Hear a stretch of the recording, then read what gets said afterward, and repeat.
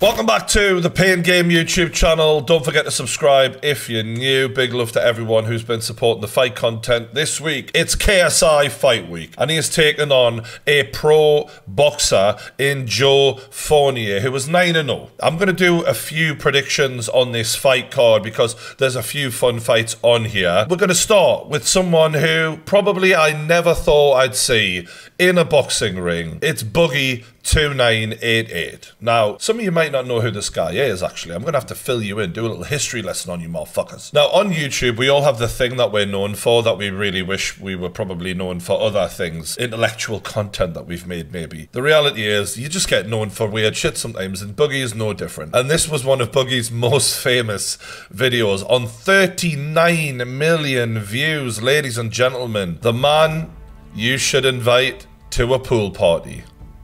Look at this. Look at it. Beautiful. It's poetic. It's dynamic. It's explosive.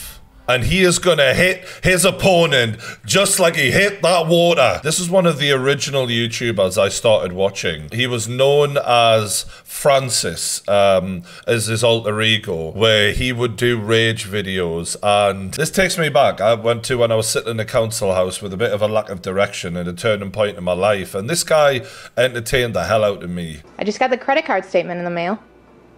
So? How did you spend $380 on iTunes? You know, I don't know. It wasn't me. It was probably you. You buy all that music and shit. Prince, you're the only one with an iPad. And I've been playing Candy Crush a little bit. But, I mean, that was only like $10.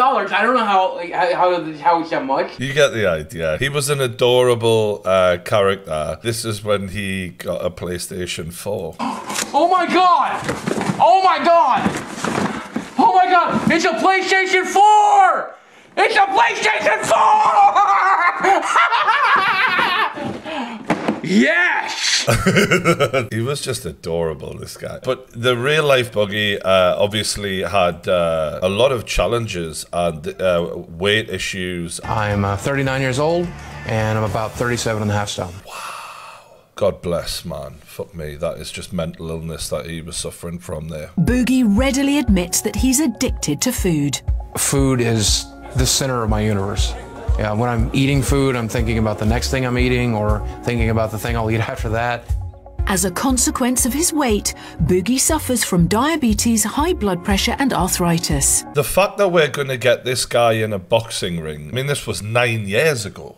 Like years and years of strain on the body from the weight that he'd been carrying. And this guy has had some of the most, biggest videos from creators we'll ever see on a Misfits card. And I get, he's a bit of the old school of YouTube, so maybe they're not promoting it as much as they could have done. But this one, I care about this fight. Fuck me, to go from that to getting in a boxing ring. I mean, yeah, I know he's not going to be in fight shape, but I just really love this story. And this, to me, is what influencer boxing was from the get-go, was unlikely heroes. Boogie was an unlikely hero of mine on YouTube, because when I first started watching him, I'd be like, if this guy can have all these subscribers when he is in a difficult physical state of his life, who can't do that? He is an inspiration then, you know what I mean? Like, it's possible. So yeah, I think that this is like a really special fight that they've put together, and I think Keemstar played a big role in this, so credit to him. And the guy he's fighting is also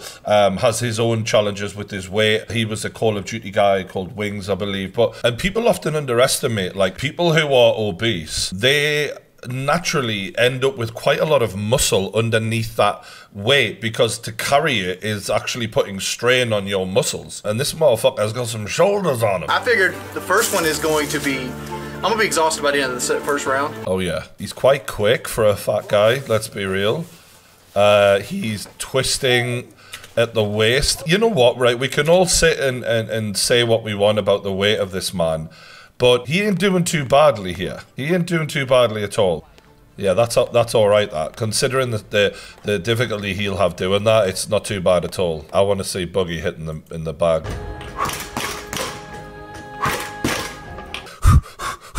I mean, I feel like we're about to see a heavyweight champion training here and not Boogie. And the weirdest bit about this is, most of us have seen this front door before. Little bit of backstory. You're gonna kill me? I guess so, buddy. Just give me a second to get my dog wrangled. You're a fucking pussy, dude. Some lunatic showed up at his house, basically, and he pulled a gun out on him. It's just America. But Boogie, you know, I think he was within his rights for a guy coming to his house to pull a fucking gun. Like, what the fuck are you doing, thinking you can just show up at this guy's house? But anyway. The thing I'm noticing is everything's from the elbow here, like, and the other guy looked a bit more mobile. Now, from what I understand, the other guy is 10 years younger, roughly.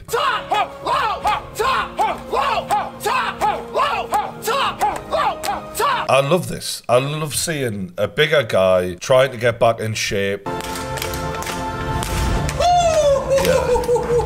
So yeah, I'm really looking forward to this one, and just seeing two big mammoth fat bastards in there just swinging for it. Come on, lads. I'm back up for this. And I wish it was a bit higher on the card, because this is a legend of YouTube right here. This is what YouTube boxing is really all about. Unlikely heroes. Good luck to both men. I'm picking Boogie 2988. Yes, man. You've got this, Boogie. Dig deep. Find that place within yourself. Pull out the victory, son. Come on. And also, it could just come down to who gives less of a fuck about being punched in the face. I mean, it really could be that simple. Other than that, these fights, don't know who any of these are. I don't know who these ladies are either. No disrespect. And now we're into Salt Papi versus Anthony Taylor. Very interesting fight, this, because Anthony Taylor has fought professionally in MMA. He's boxed to a decision with Tommy Fury. He was a sparring partner of Jake Paul, and I know he sparred Logan as well. He has a lot of experience, and he's proven himself to be hard to beat. Salt Papi, on the other hand, has been a deadly sniper rifle counter puncher who looks like he may be one of the best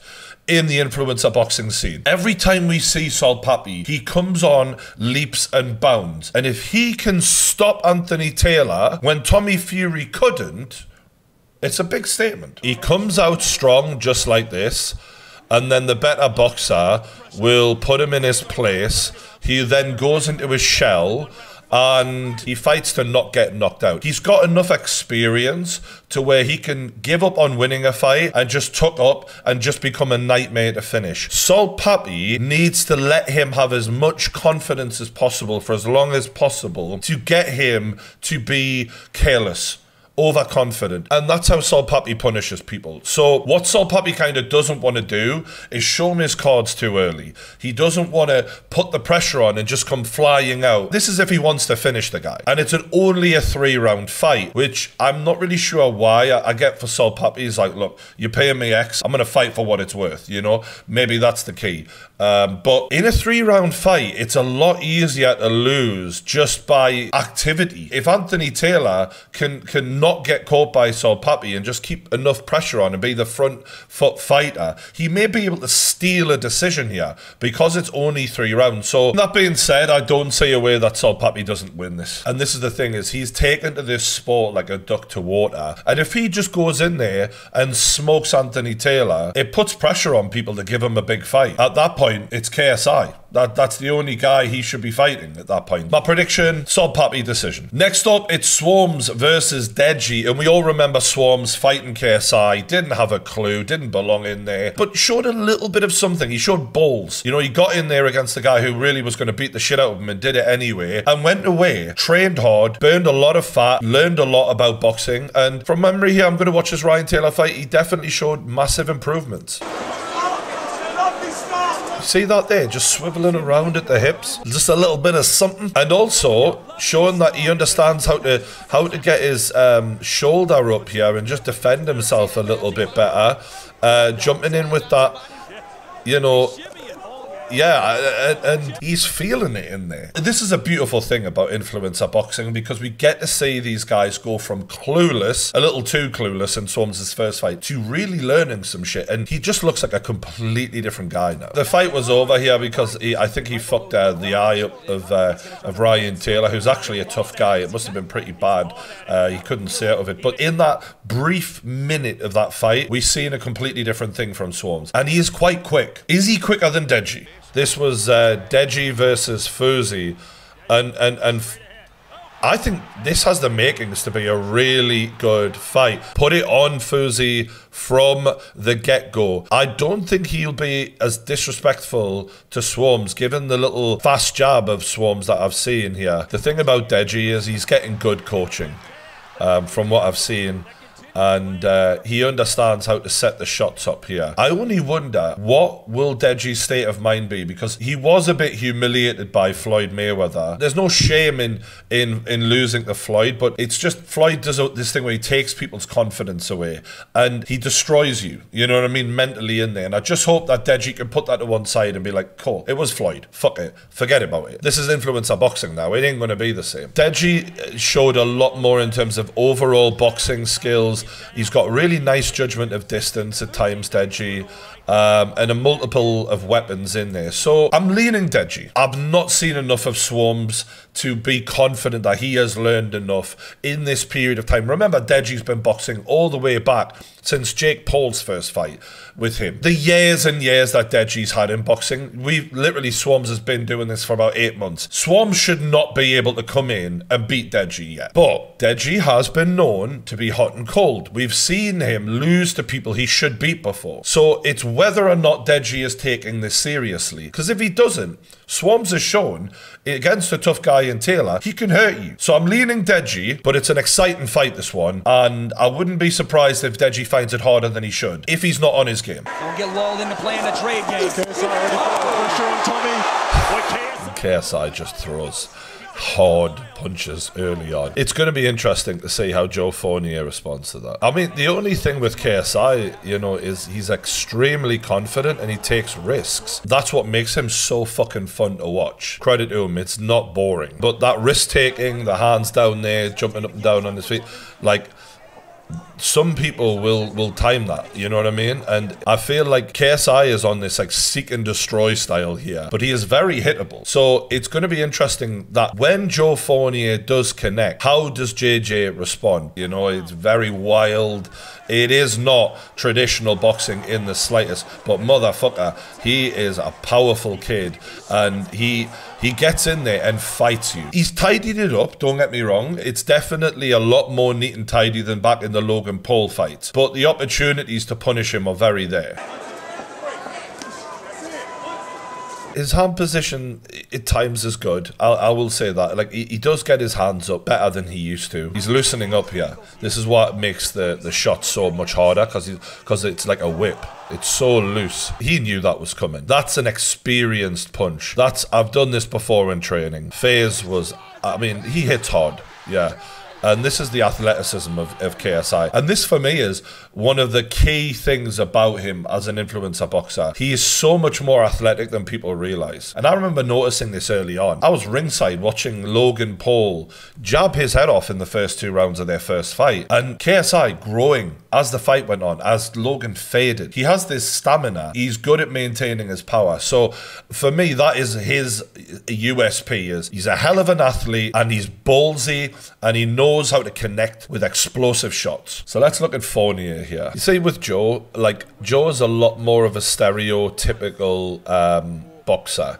You know, his style is a lot more traditional, and that may allow him to catch JJ at times just because he picks his shots a little more carefully. It's not that KSI isn't thinking, he fears less than Joe does. I just feel like when you watch Joe, and this fight was years ago, and even still, he's just nowhere near the power and speed of KSI. Now, that's okay if you've got the fitness, because then what you do with a striker like that, you go, all right, I'm going to take you into deep waters. I'm going to weather the storm early on. I'm going to take you into the deeper rounds. But this is only a 6-round fight. And the reality is, KSI is 10 years younger than Joe Fournier, and even at the same age, KSI would be fitter. He has just a naturally better engine on him. You're not going to be as quick as him. You're not going to be as powerful as his shots. You're not going to be as fit as him, and you're only doing 6-round anyway. So KSI can step his foot on the gas from the get-go and run you out of town. I don't see a single physical advantage